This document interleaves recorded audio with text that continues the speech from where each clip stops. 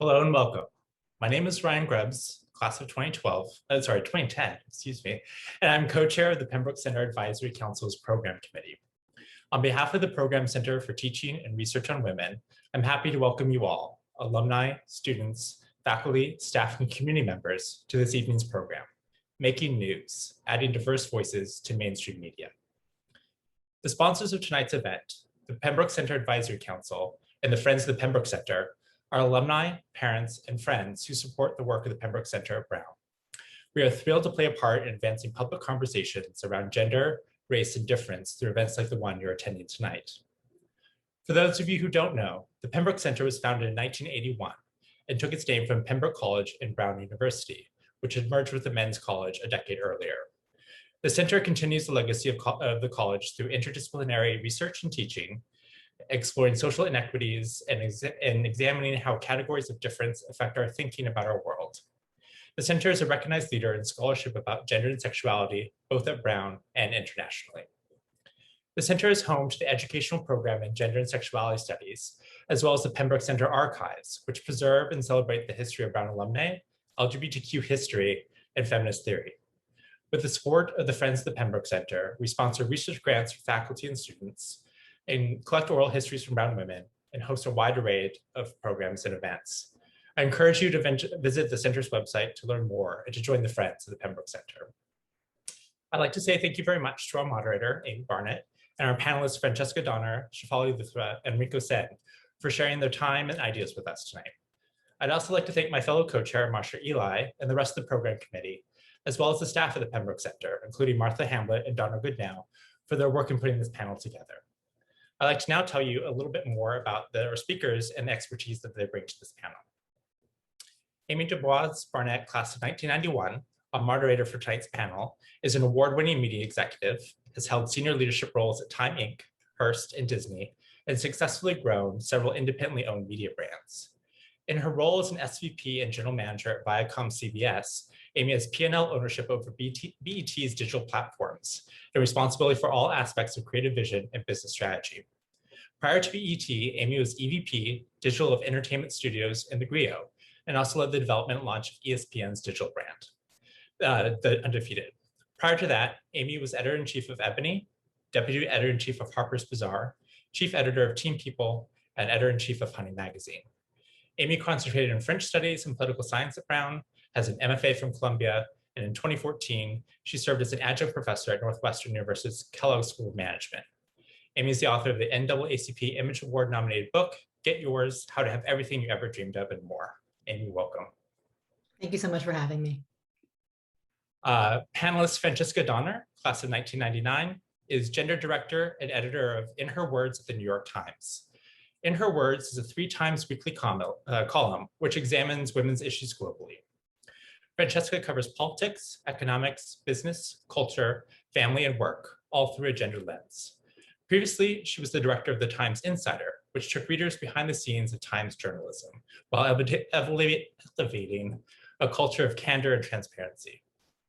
Before she joined the Times, Francesca was a deputy editor at the Wall Street Journal, where she covered the business of management and worked on digital newsroom strategy.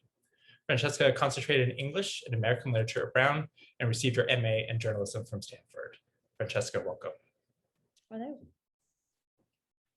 Next, panelist Shefali Luthra, class of 2014, covers healthcare and inequity at the 19th, a nonprofit newsroom that covers the intersection of gender and policy. Previously, she covered national health policy at Kaiser Health News, where her work covering health worker safety for their Lost in the Frontline coronavirus series received a Batten Medal and Headliner Award. She is reporter for the Texas Tribune, covering the Affordable Care Act, campaign finance, and reproductive health care, as well as the New York Times, the Washington Post, CNN, and NPR, and has appeared on radio and political panels as a health policy expert. Shefali concentrated in English literature while at Brown and was editor-in-chief of the Brown Daily Herald. Shefali, welcome. Thanks for having me. And last but not least, panelist Rico Sen, class of 1988, is executive director of Narrative Initiative, former executive director of Race Forward, and publisher of the award-winning news site Colorlines. Her books Stir It Up and The Accidental American theorize a model of community organizing that integrates a political analysis of race, gender, class, poverty, sexuality, and other systems. Rinku has worked on narrative and political strategy with numerous organizations and foundations, including PolicyLink, the ACLU, and the Nathan Cummings Foundation. She serves on numerous boards, including the Women's March, where she's co-president, and the Foundation of National Progress, publisher of Mother Jones magazine. Rinku concentrated on women's studies at Brown and received an MS in journalism from Columbia. Rinku, welcome. Thank you. Great to be here. Now it's my pleasure to turn it over to Amy and start the conversation. Thank you so much, Ryan. And thank you to all of our panelists. I'm really looking forward to this conversation.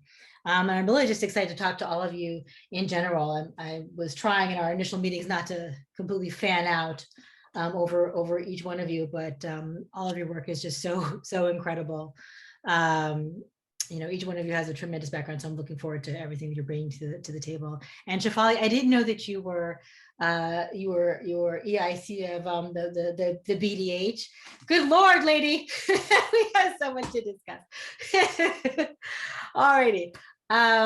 Really excited for this conversation. Like I said, all of us who are talking today, clearly we work in journalism, we work in media, and and we live in this country, and so we are impacted by the political events that have gone on in general, obviously, but the incredibly intense political environment over the past 4, 5, 12, 50 years.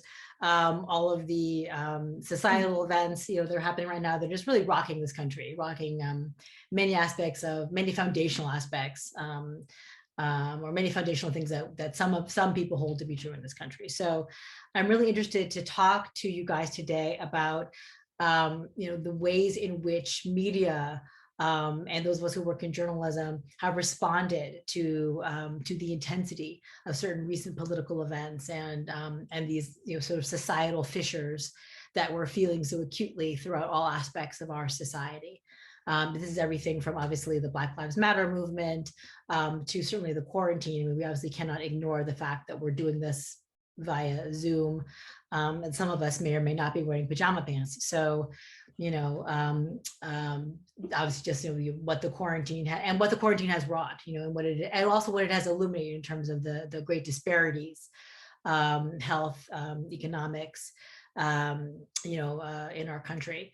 The Asian American hate crimes, that we've been seeing on the rise lately, and so many other things, the anti-Semitic, the acceleration of anti-Semitism. I mean, there's just so many things that we're seeing that are again being accelerated. So, let's start there. Let's start talking about how we have how our industry has been evolving, in the face of all of these events. And how we've responded, I guess, within our organizations and ourselves. Maybe Shefali, if you would care to start, I'd love to hear more about your organization, the 19th, and what you guys have done within this environment.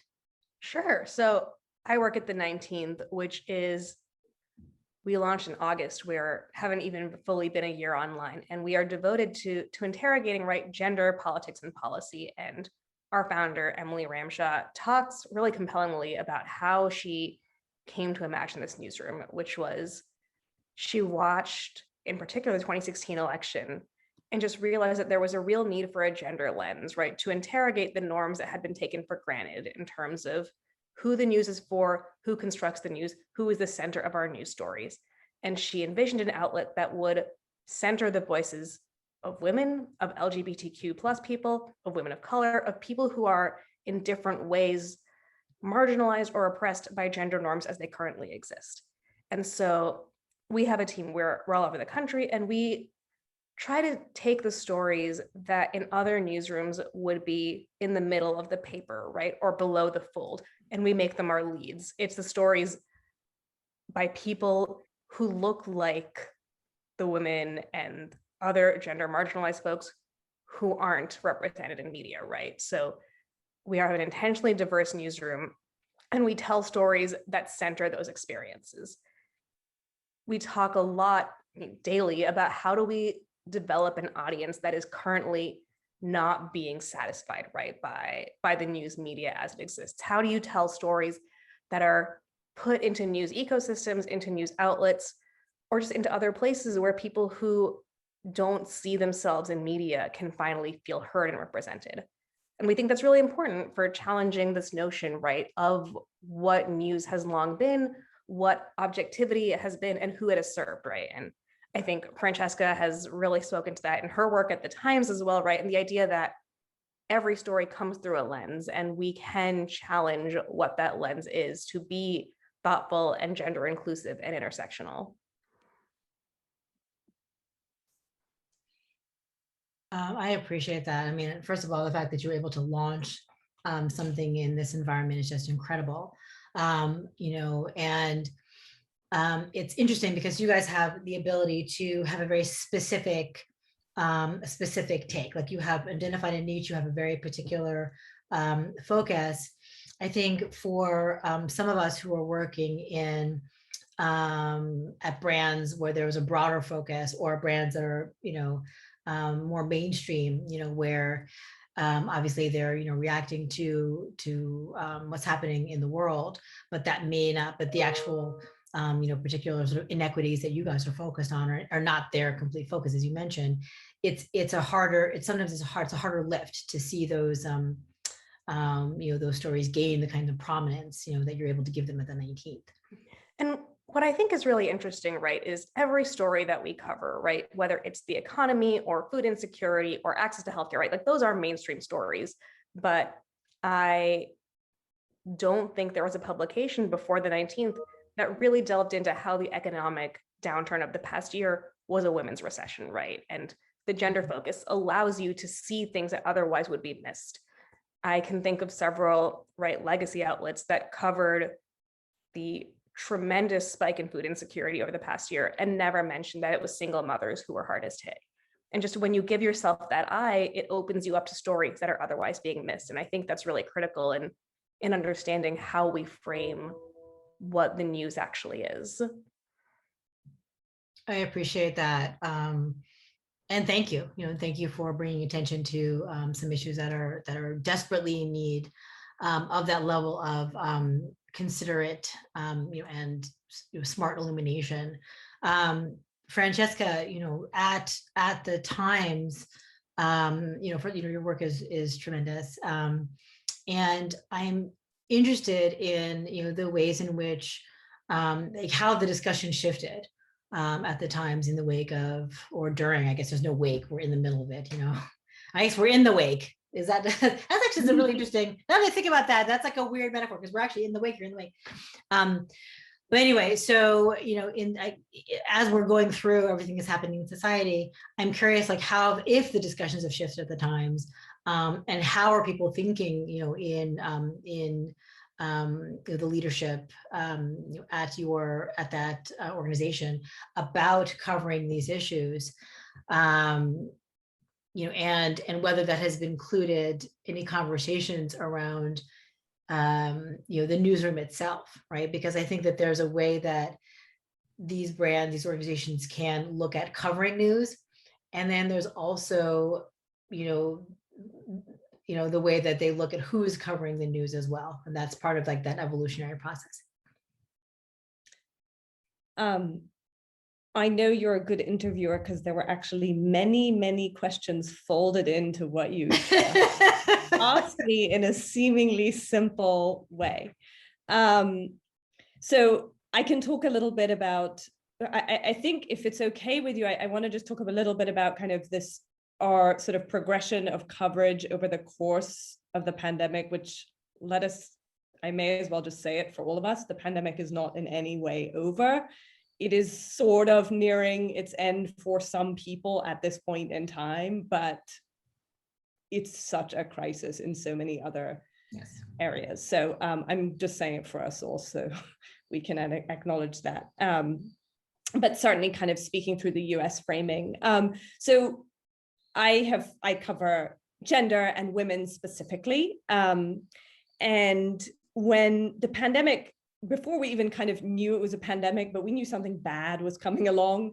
I remember very distinctly having a conversation with my key reporter, Alicia, And we had been doing, leaning into our gender stories, being outraged that there weren't enough women on boards, being outraged by the low numbers of women in Congress, being outraged by different approaches to treatment for women in healthcare, and all the sort of what I'll describe, and I don't mean to be cavalier, but sort of the usual things one would write about in that space.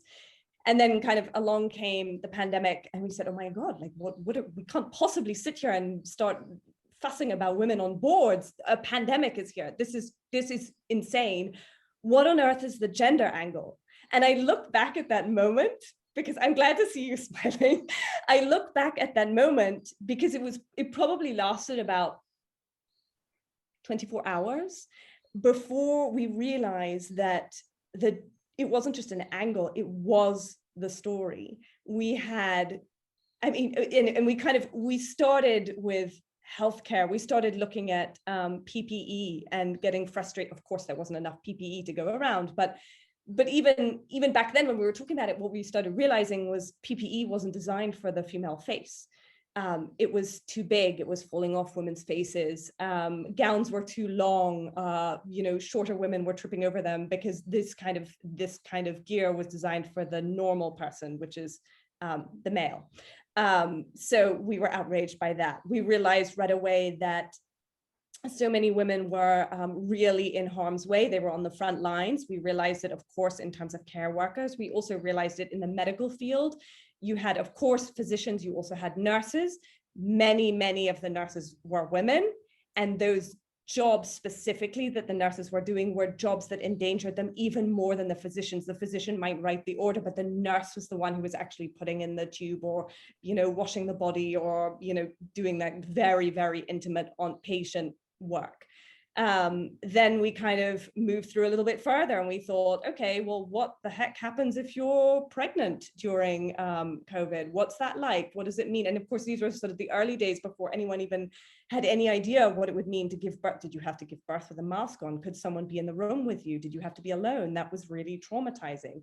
Then we started thinking about birth control and abortions and thinking about women's access to abortions. And there was so much crackdown on that and people saying, oh, well, this just isn't the time. You'll just have to wait. Well, abortions can't wait. Contraception can't wait. And so then you start thinking, well, these people who are sort of making these cavalier statements that this is not important right now, it's life-changing. Of course it's important. It's going to completely change the trajectory of a person's life, and they might not be ready for a baby. They might not economically be able to support a baby. They might not want a baby, period. What's going on with that? And then we kind of moved further into the pandemic and we realized that it was an economic crisis, which of course we all know.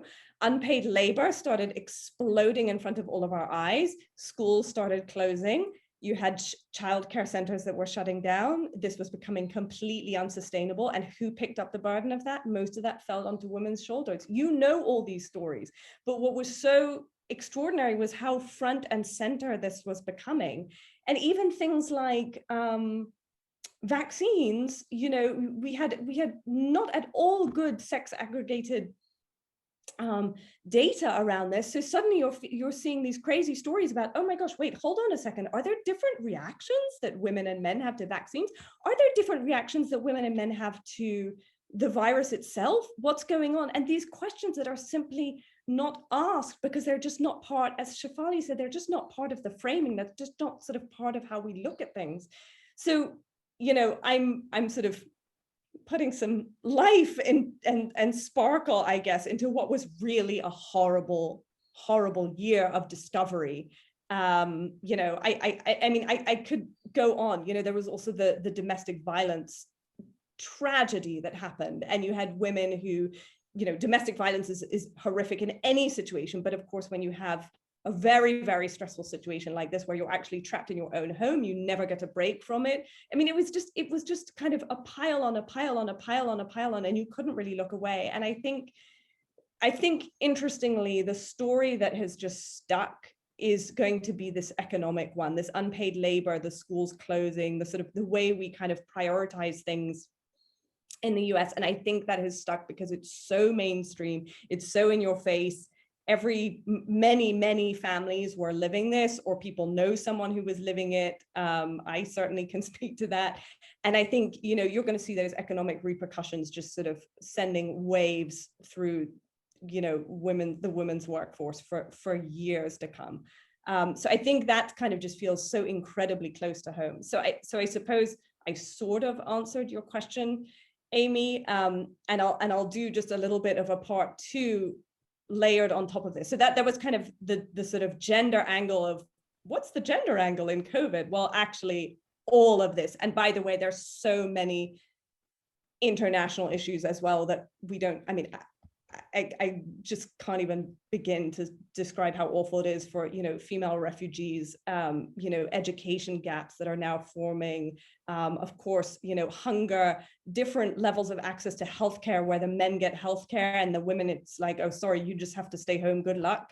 It's sort of unbelievable. But anyway, so that was kind of the gender angle approach to this. And meanwhile, to sort of layer on top of it, you had the New York Times newsroom, which is also trying to cover the story that it's living. And I think that's what all of us have been doing. And it's really, really hard. This has been such an exhausting year. It's been incredibly painful in ways that are seen and unseen.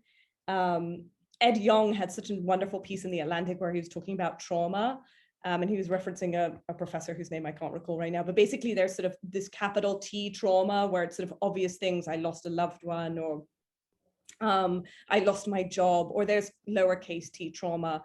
It can be the sort of indignities of, just constantly doing laundry or something that's totally minor, but these things add up into something that is really, really big and has to be acknowledged. And so, here comes the New York Times that's living with uppercase trauma, the people in the newsroom are living with uppercase trauma of the awfulness of, things like Breonna Taylor and George Floyd, the horrific Asian hate incidents, the Sarah Everard murder in England.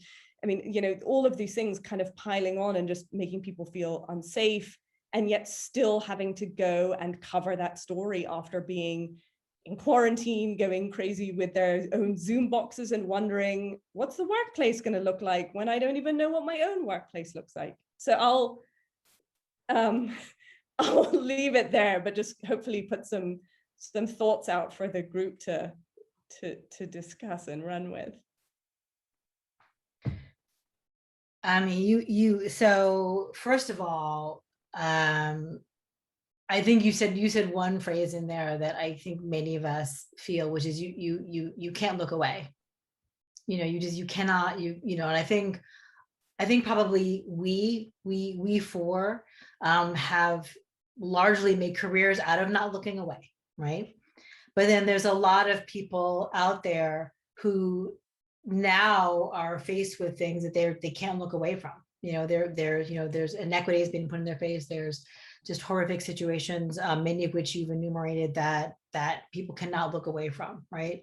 And then of course there's those of us who not only can't look away because of what we do for a living, but also are living it ourselves. And so the incredible, you said it, impactfully, the incredible trauma of trying to be responsible and making sure that you're giving information in an thorough, inclusive, resonant, useful way, while you're living it is just, it's hard to describe. It's very hard to help people understand what that feels like. So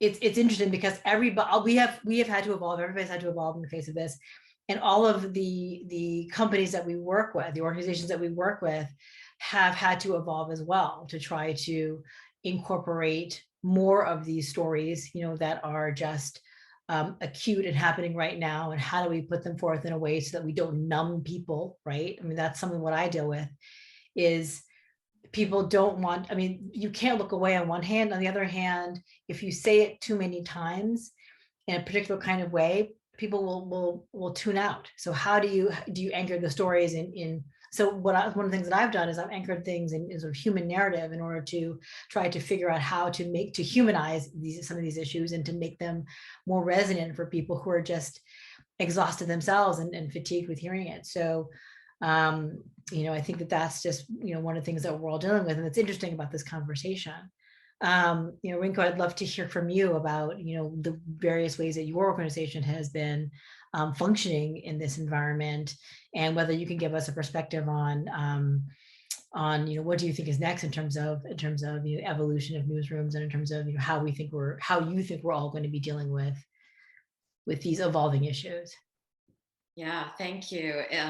This has been really enlightening to talk to people who are in the field right now and hear in real time and directly what it's been like to do that work. And so grateful that you do it. I think that's important to say right now that, in a lot of ways over the last year and a half, our colleagues in the media have really stepped up and really tried, not always successfully, as is predictable and natural and what you want when you're experimenting with a lot of new ways, new kinds of stories, new consumers of stories, new audiences and new readers, and like all the pandemic operational things. So I think just some real kudos to journalists in this period who have sacrificed a lot to bring fuller perspectives to us. I think people have talked about where great coverage has been, what some of the perspectives are that more diverse newsrooms can achieve and pursue that less diverse newsrooms can't do. I think there are three areas where I still have questions and where I think a lot more work could be done. And I hope these build on the themes that Shefali and Amy and Francesca have raised already. So one thing is that I think one role of the media is to contribute to the public's ability to be civic actors, to play a role in the shaping of their communities and in the future of not just themselves and their family, but their country, their city, like that. And so given that, I think we could all do a better job of digging into the solutions, because part of what happens narratively and in the human brain is you have individual stories of people who are suffering, trying really hard, getting knocked down, getting up again, and then systems that are rigged in all these different, very like almost mechanistic and invisible ways. And a person like me who has 30 years of organizing experience sees those systems and those mechanics and thinks, oh, there's an intervention opening there, and maybe there's something to be done over there. But I'm not the average reader. I don't think I'm not the everyday reader, and the everyday reader puts a story of human suffering up against an all-knowing, intractable, centuries-old system and is like, oh my God, let me just hide under the covers. So there are solutions, and there are people developing them, advocating them, testing them. But in fact, journalists don't tend to run toward the solution stories because actually they're a little bit boring. They don't have a ton of conflict often embedded in them. So I would suggest that it's the journalist's job to find the story aspects of things that we need to explore in order to equip our readers to be civic actors and be good citizens. So solutions and how we approach that is one big thing. I think another big question for me is, as much as newsrooms are trying and media outlets are trying and new outlets are being built, I know from years of organizing that things change when structures change. So I'm not sure if we can, in fact, keep the exact same structures that so many newsrooms have had for a couple of centuries and make a whole lot more progress than we have currently made in who's telling the stories, who's wielding power in newsrooms, what the relationship is between audiences and editorial and publishing, the business side of things.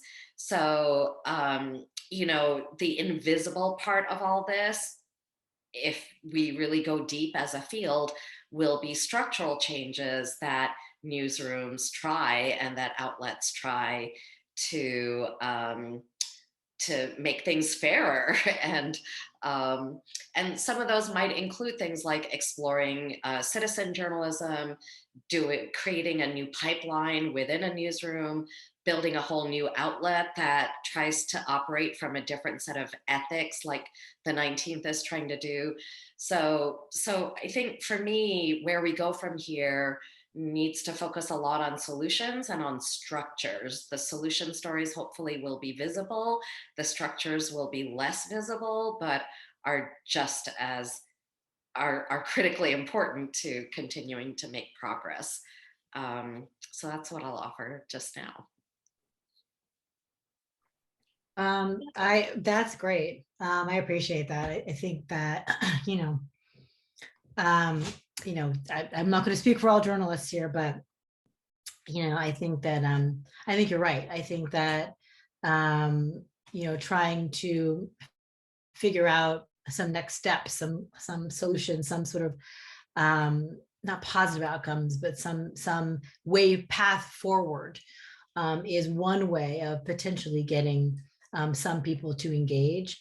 I think that the challenge is that you have to illuminate the issues first and then develop the path forward. It's really hard to kind of offer up a path forward if people don't know that there's an issue in the first place. So I think that we're all saying that there's a real, that one of the things that's definitely been, certainly made apparent during these times is that there's a whole swath of people out there who were unaware of the plight of many of the people the most vulnerable people in our country, and to Francesca's point, around the world. And part of that was illuminated by some of the political environment, I think, and the divisions between the country were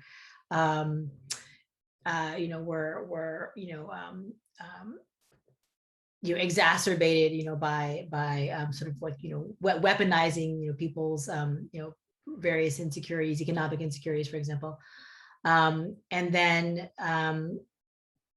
then I think that there's just, a lot of people who are just unaware of some of what many people in our society deal with. And so the quarantine, the COVID kind of just brought all of that, brought all of that, to the fore. So now, we're in the situation where we're trying to figure out, like, what is this path forward? How can we come up with solutions? And I love this notion of structures, because it's true. We are, if we don't break down some of these structures, then we'll sort of continue to do the same thing over and over. And that's really challenging. That's why I initially asked Francesca the question about the newsrooms.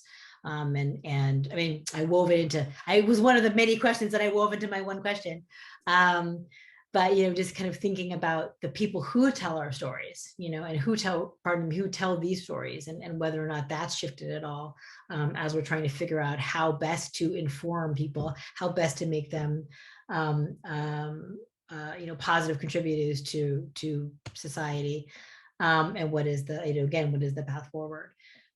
Speaking of, like, who's doing the storytelling, I'd love to talk a little bit more about that, and to figure out, or to ask you guys, if you've seen a shift in the numbers of diverse journalists, in your respective organizations, if you've made an effort, to include more people. I know, obviously, for Shefali and Rinku, that's probably not as relevant of a question, but I'd be curious, perhaps not within your own organizations, but have you, as we go into this part of our conversation, have you noticed more of a diversity of storytellers out there that people have brought in to try to tell these stories in a more authentic capacity?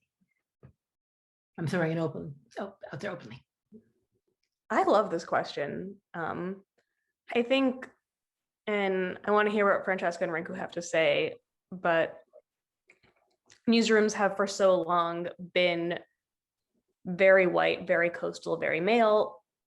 Thinking about shifting that, it seems to me that there has been a deliberate effort to recalcitrate that, right? And to understand that when you have newsrooms that look like that, you miss stories because you don't have people who represent all avenues of the country, of the world, right? And that there is a limit to what just like a curious person can do if they don't have lived experience. I don't have good anecdotal numbers, and we know that our industry has so much work to do. But from my reading of journalism, it does seem that there are real efforts and real conversations, especially as we see, right, the growth of unionization amongst journalists and organization of labor, to make an industry that is more deliberate and more thoughtful, because we know it is better editorially, we know it is better from a business standpoint to have media that is diverse, inclusive, and representative. Yeah, I'm happy to go next. I think there's been a ton of change in the identity of storytellers. I think I'm the oldest person on this panel by a little bit.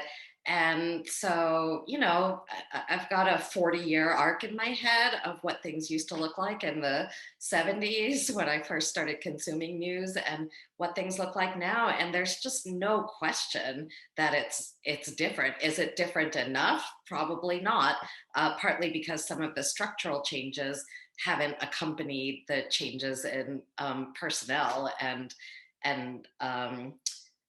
identity, but there's absolutely been a lot of shifts. I think one case study actually, so at Narrative Initiative, we think narrative is built by action and by communication.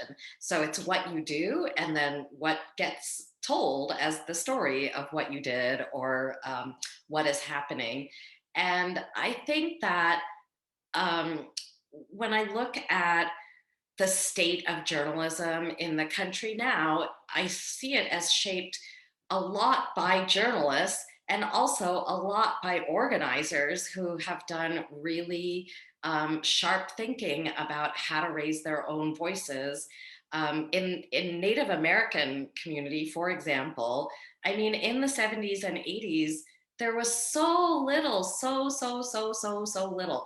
There wasn't nothing, it wasn't zero, but it just was not like every week you could easily find in the mainstream media a story about Native America. And today you can. It would be hard to go a week without such a story. And that is grounded by Native journalists, but also by organization, by their outlets, Indian Country Today, Indians, NDN, and by their, by organizations like Illuminative and the Native Organizers Alliance. So I actually think that, I mean, when we talk about social change and whether media is going in the same direction, we're really talking about organizing, and journalists don't want to pick sides, and I think that's a good thing. I think we need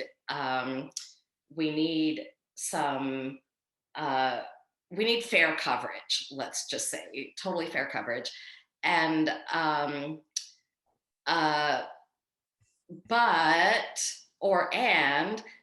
the relationship between media and public policy and culture and discourse is like this. It's in any point in our history as a country, it would be really hard to separate. I mean, you could separate it, but it would be hard to find no connections, between policymakers running an agenda and the behavior of large media outlets in particular. So I think a better understanding of how organizers shape coverage and who they are and what they're good for, and also what their limitations are, that has to be part of reporting today. because readers do expect that you're going to cover all these communities fairly, as you know, if you say you're a journalist. Francesca, I'd love to hear from you on this, because in part because I'm interested, I think you may have a perspective on some of the business implications, some of the audience growth implications of inclusive journalism, particularly at a legacy organization, you know, like the New York Times. But then there's also the kind of the flip side of that, right? So there's this you know, say burgeoning, but there's this sort of, I believe, interest, at least, in being more inclusive with regard to who tells stories. But then there's, and with a corresponding, you know, sensitivity around the ways in which stories are told, and both now and in the past, whatever. But then the sort of, I'm not sure if it's the flip side of it, but then that sort of also flows into this notion of like cancel culture, you know, which can exist on both sides of a political coin. So I'd love to hear your perspective. I keep doing this to you. I keep asking you like 14 questions in one. This is what I'm doing. I'm doing it, Francesca. And that was easy 12 questions. Okay, I will start quickly with the business point, and then I want to talk maybe a couple minutes quite literally about representation in the news. So the business side, it's a really easy business case to make. If our business goal is to make as much money as possible by having as many subscribers as possible, why would we ever leave audience on the table and say, well, we don't care if they read us or not? And we know that if you turn the pages of the paper and you just don't see yourself represented, or you see yourself as an Asian American trans woman represented once a quarter, then you're going to feel turned off by it, because you're literally not in the pages and you feel this isn't for me. So the worst thing we can possibly do and I'm being really crass here, but from a business standpoint, is not write about the people who are part of our world and who we'd want as our audience. Like, that's a really basic business breakdown. And then I think, but sort of speaking more from the newsroom, I think a lot about who writes our stories, who takes our photographs. And that's kind of just the starting point, right? So, you know, I know that however empathetic I am, and however much I've read, and however many studies I've looked at, I am going to bring my own personal framework to a story. I know we all wish we could be totally unbiased and not think about things in through our eyes, but we see the world through our eyes.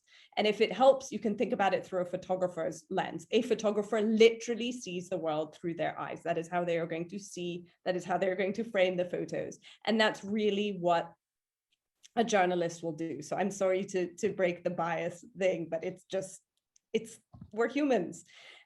So, you know, on a sort of newsroom wide standpoint, there have absolutely been huge pushes at the New York Times to have a more diverse newsroom. That really matters. To your point, Rinku, about sort of structural leadership, I always question, lovely to have a newsroom that suddenly has many people of color in it, and trans people, and LGBTQ+, and, you know, non-able-bodied people. But if their voices aren't heard, I don't really care. So that's sort of the big structural picture. Then there's kind of on the small level where I work, you know, I can actually have a pretty big impact by saying, I am going to sit and look very critically at the writers who I use internally at the Times. Of course, I have wonderful writers, but also externally. I can reach out beyond the Times and find people who are going to bring a different sexual identity perspective to a story, which I might not see, or one of my reporters might not see. And that is going to bring a completely different lens to the work that we do. And I don't mean to sort of make a big deal of it, but for me, it was something that I didn't realize until after I had made such a special effort to actually find writers geographically around the country, people who were overseas, people who were older, people who were younger, to really start telling the stories, because they are going to suddenly say, hey, haven't you thought about what it's like being a postmenopausal woman? And I might have said, no, I hadn't thought about that, actually. That was not in my immediate radar.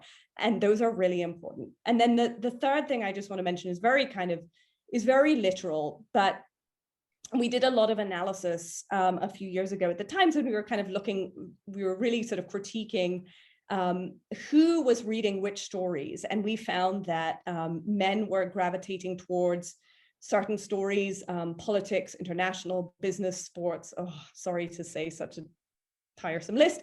And that women tend to be gravitating towards styles and and things like kind of human interest, hurricane stories, all of which is fantastic Times journalism, let me be clear. But the fact that you kind of saw this shift of what these two genders were doing was problematic. So then we said, okay, well, what's really going on here? Can we do a little bit more analysis? And we found that there were many, many more subtle things going on that you probably all know of, but maybe our audience doesn't think about because they aren't living in newsrooms, which is, who do we quote? Who do we requote? Whose voices do we elevate? How do we, and by the way, when I say quote, that means which experts are we seeking out? We actually this is one of my most sort of mortifying moments from New York Times history in the gender space. But when we were sort of analyzing stories, we found I didn't do this story, but we did a whole story on birth control and quoted 4 men, about the pill. Like, really? Come on, New York Times.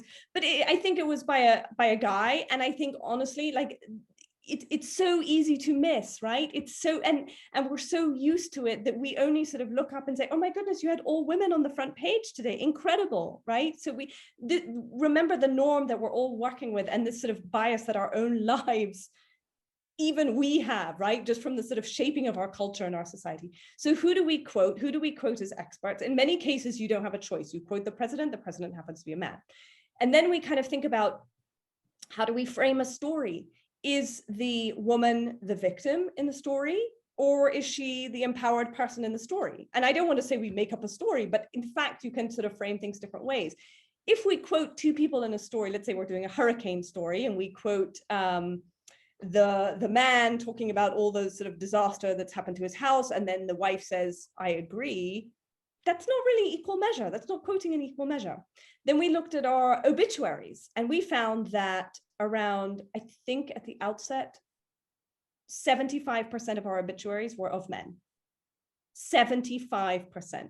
Now you could say, well, it's sort of like, it's a sort of generational thing. Men were more famous, more famous people were dying who were men, and therefore we had to write about them.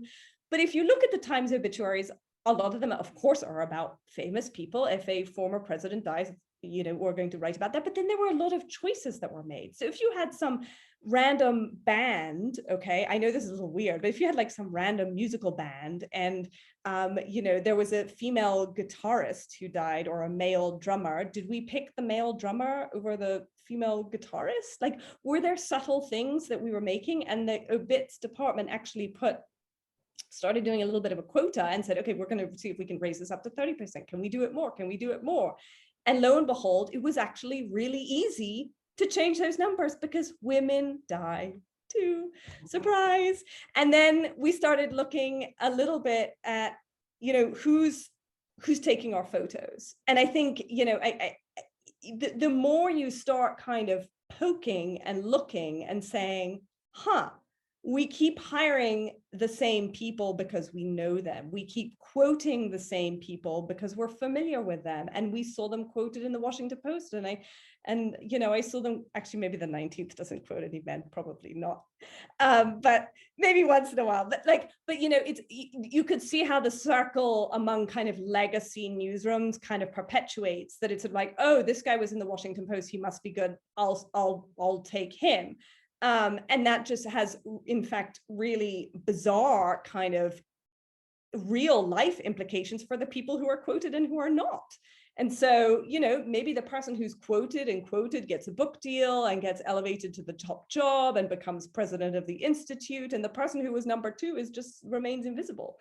Can we, you know, we're not activists, but is there anything we can do to say, hold on a second, I'm sure you're wonderful, but do you have a number 2 female colleague or a person of color who might actually bring a pretty different perspective to the table? Because your perspective is wonderful, but we've already heard it in the Washington Post. I'm not ganging up on the Washington Post. It's wonderful. I'm just, you know. So I think there's sort of lots of layers of examination that we can do. And there are lots of, you know, yes, there's kind of that big structural thing, but there's also so many choices that can be made at the very, very sort of granular level in terms of like, who do I assign? How do I report? Who do I ask? You know, when I go seeking experts for a story, how am I going to approach that? Hopefully that answered like 4 of your questions, Amy. This is why it's, I think I'm a genius, because this is why I do this. I'm like, you know, I'm going to point Francesca in the right direction, and then I'm going to let you go, because this is like your input and your flow is invaluable. And I think that actually it works best when you flow.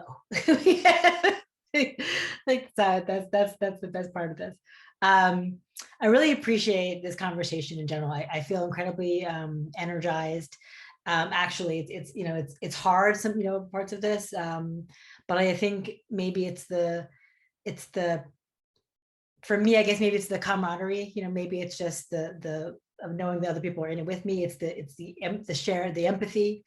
It's the focus that we've you know, placed on, you know, starting to thinking, being forward thinking, and some of the evolutions taking place, and some of the more prescriptive things, some of the actual like notes that we can all use around, you know, being more detail oriented around how we look at, you know, what perspectives we elevate.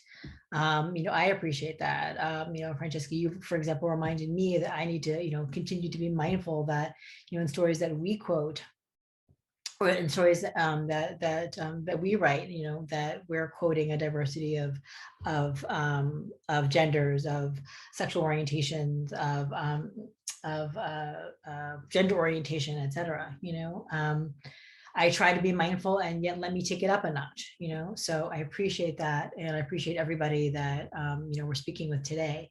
I think that there's maybe a couple of, or maybe several folks out there who may have some questions for us. So Ryan, I'd love to turn it back over to you, sir, if you could, you know, let us know if there are people out there who would like to ask us something more specific. Thank you. Sure. So yes, hello everyone, I'm back. So I will be moderating the Q&A, which will allow Amy a chance to share her expertise as along with the rest of the panelists. So please submit your questions using the Q&A function at the bottom of your screen. We have a few coming in, but while folks are sort of gathering their thoughts, I will sort of use moderator's privilege and ask the first question. And it has something to do with what you brought up, Rinku, about sort of solution-driven stories and sort of the importance of those. And my question is how journalists or readership audiences can sort of push to have more of those stories sort of featured. Because I think, like Amy said, we need to know what the issues are, and the issues are usually sort of like the kind of the hot topic and get the readership to come to the paper. But solutions are also important. It may not be as engaging or driven. So how can we kind of work towards including those and go and really changing the structures that you've mentioned? So there is a whole movement devoted to solutions journalism. It's from the Solutions Journalism Network, and it's fabulous. And I think that's a really great starting point. They work with newsrooms around the country to do exactly this, right? To tell stories that aren't just, this is a really crass term, but aren't just like poverty porn, right? And to actually focus on spotlighting issues, but also uplifting ways of addressing them. And I don't fully buy into the idea that solutions-oriented stories are less compelling. I'm thinking of stories that I have written that I would not have labeled as such at the time, but they are about efforts to make health inequities close. And you do what Amy said, you find narratives, you find characters, you help understand how did the person who is working on the solution come here, right? What is their background? What is their story? Why do they care about this issue? Who are the people they're affecting? Why is there a need for a solution? Are there challenges to scaling up the solution? All of those are sources of narrative tension, right? And those make for good stories and things that people will want to read, and don't do any less of a job of helping our readers understand the systemic issues that affect people and drive inequity, but aren't just sort of, look at this awful, sad thing, isn't it sad and awful? I think Sorry. I'll be super quick. I think what Francesca said is so important. Like, one screen is how are the people in your story characterized? And the difference between victim stories and stories of people trying, the agency story, there's a vast difference between those two kinds of stories, which you could tell about the exact same person, the same human being. And just to reinforce Shefali's notion that solution stories do have a lot of drama in them also, but you have to sometimes go digging. It's not as obvious as the smoking gun, as the conflicts embedded in a smoking gun investigative series, for example. One other thing I kind of think about when I think about it's not quite solutions journalism, but maybe it's its cousin. And I think that possibly the onus should be on newsrooms to also follow up on stories. I was having a great conversation with a great new editor at the Times named Matt Thompson, who runs this new initiative at the Times called the Headway Project, which is, I think, if I'm understanding it correctly, actually designed to kind of really pick apart big, impossible issues and also have some kind of solutions component to it, which I think is really exciting. And I'm kind of curious to see how the Times is going to do it, because I think traditionally, the Times sort of steers away from, oh, but we don't want to be activists. We don't want to take a side. And so I think that kind of makes a lot of journalists, the idea of solutions can make a lot of journalists nervous. And I'm not saying that's right. I think we kind of need to move beyond this kind of blocker, because I think you are both so right that solutions journalism can be incredibly interesting and great journalism. But I also want to just kind of raise, like, when Matt and I were talking, we were thinking so much about, stories where we were actually talking specifically about, I think this was maybe a decade ago or probably around a decade ago, but they had a lot of, there were a lot of state psychological institutions that were closed down because horrific abuse was uncovered. And, good for newsrooms, we uncovered all this awful stuff happening and it should never happen. And then they were closed down, and then that's the end. It's not the end for the people who suddenly were not in these institutions, which on one hand, thank goodness, because they're not being abused. But on the other hand, you have a lot of quite mentally unstable people who ended up getting incarcerated or were on the streets or what. And I don't know. And I think what newsrooms really don't necessarily do a good job of is that sort of through line, which might also be part of solutions journalism, where you sort of cover the story and we're used to kind of saying, okay, that's done, what's next, what's new? But actually, the story is still very much ongoing and shouldn't be dropped. So I think that the onus should be on the shoulders of newsrooms to not get bored and, flighty, and like keep picking at it, because the story is not over for the people who are in the story. I'll just be very brief on this. I think that one of the things that I've actually tried to do is to use some of the constructs of women's magazines in this regard, and actually apply some service journalism best practices to solutions journalism, where we're actually sort of creating these service hubs where we're saying, okay, these are the 7 ways you can impact your community. Here are the 7 ways you can encourage people to vote. Here are the 6 things you can do, to, and I'm not gonna, I want to reel off some issues right now because it'll sound cartoonish, but just really trying to apply a construct over them, over the implements that people may have in a way that's easy to digest, and then standing up kind of content hubs where these kind of implements, like these resources, exist, in perpetuity is a large phrase, but exist for some time, so that people can continue to reference the resource hubs and the kind of lists of tools and ideas, if they want to be more active participants in the positive evolution of our society.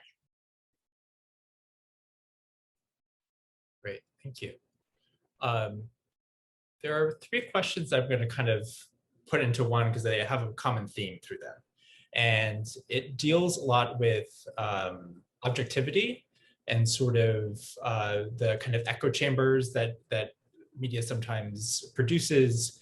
So both right and left-wing media, this one question is saying, talk about these issues, and audiences are becoming more and more cynical about truth, fact, and reality. So a question for you all as panelists is, how do we, and the members of the audience, be better consumers of media? What is objectivity? How can we find it? How can we kind of get out of these echo chambers?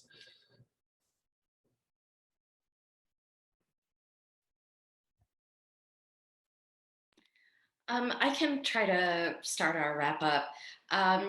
I think that you do, as a consumer, want to check out a lot of different kinds of outlets and sources. So, I don't know if there ever was a time that people just read their local paper and that was that. And, maybe they watched the news at night and that was it. This is not that age for an active media consumer. And, I saw some questions in the chat about balance and objectivity. And I think that as a panel, we've acknowledged that objectivity is a subjective matter. Like it's subjective, the measurement of whether you're being objective in a particular situation or not. So the big question is that you could ask yourself as you're reading or watching is, does this seem fair? Are all the people of a certain complexion in this story in the same position? And what is that position? Maybe there needs to be wider coverage, and then you go look for that coverage, and then you compare. And I mean, there are specific things we could say, but there are great organizations that help build media literacy, including how to assess the reporting behind a piece. And I think it's like learning how to read and then reading or watching lots of different things. And all anyone wants is fair coverage, coverage that the kind of coverage every human being should be able to expect about themselves. Doesn't include lies. It lets me tell at least partly my own story, and it's inside a context that makes its relevance clear.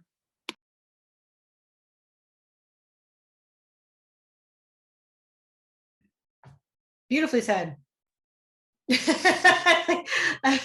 I mean, I think at the end of the day, you just said that beautifully. I mean, I think one of the great points you made was about people consuming media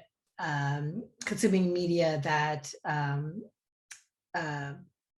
has an authoritative perspective and voice, and then also just demanding that stories be covered by people that look like them. I mean, I just think that at the end of the day, companies, newsrooms, organizations, people are afraid of the fact that the megaphone, there's no one megaphone anymore. The megaphone has been handed out, to the crowd. And so the backlash can come from anywhere at any time, and that's not the best reason, obviously, to diversify a newsroom, to hire diverse writers. That's or videographers or documentarians. That's probably a terrible reason to hire somebody. But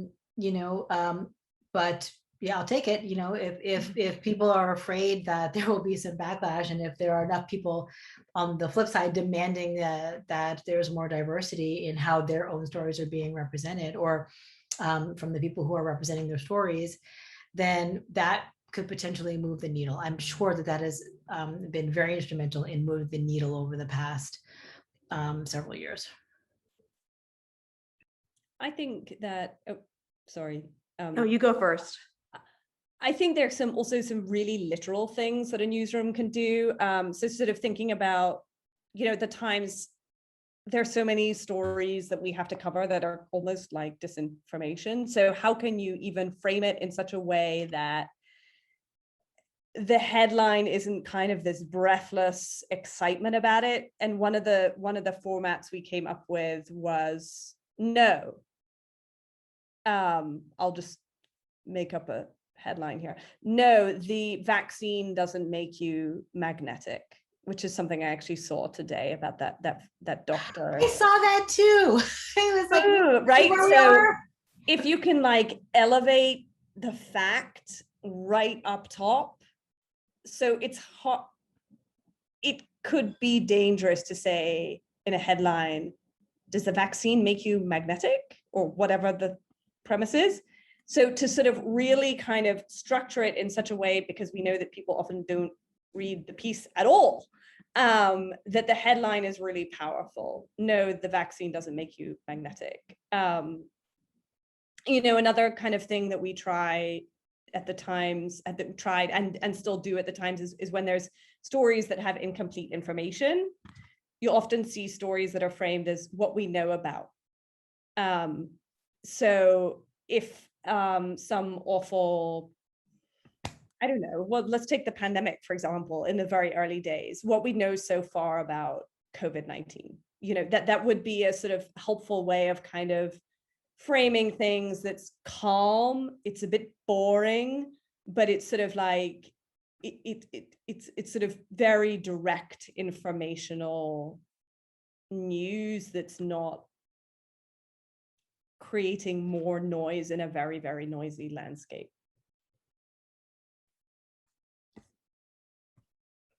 Everything everyone has said has been very, very well put. The only thing that I would want to add is, I think as a journalist, right, when we understand the complexity of the subjective objectivity, like what we must do, right, is continually seek to interrogate everything we can, right? Truly make sure we have left no stone unturned. Don't be afraid to call something suspect when it probably is. The other thing I do want to note that I think is important is because the question, right, was framed in this notion that we have both a left and a right, is that I do think we have to acknowledge that in this current media moment, like left-leaning media and right-leaning media are not the same. And that the megaphone of Fox News, which says things that are blatant lies, is far more powerful than any ideological publication the left has.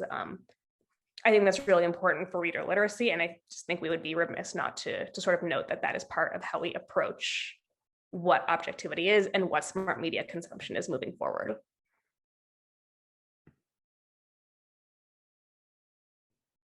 Great, thank you. Just one last question I think we'll take, and then we'll wrap things up. But this was submitted, what can we do to join the fight for media justice, which is sort of a dovetail of what we were just talking about. But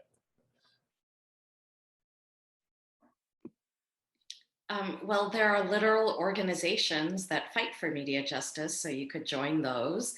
One is called Free Press. That's probably the best known large national one, works on things like broadband access and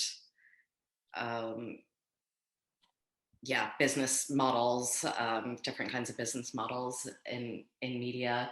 There's also something called Media Justice, an organization called Media Justice. You could look them up. They organize poor communities and communities of color to run media reform campaigns, and they do a great job. They're really interesting. My former organization, Race Forward, I think is doing a lot on this effort in cities to control for critical race theory, which is going to come in our direction soon, in the direction of journalism soon. Right now, it's heavily focused on education. But I assume we're covering that, and it's also got all kinds of implications. So you could check out Race Forward for those. Those are a few of my go-tos.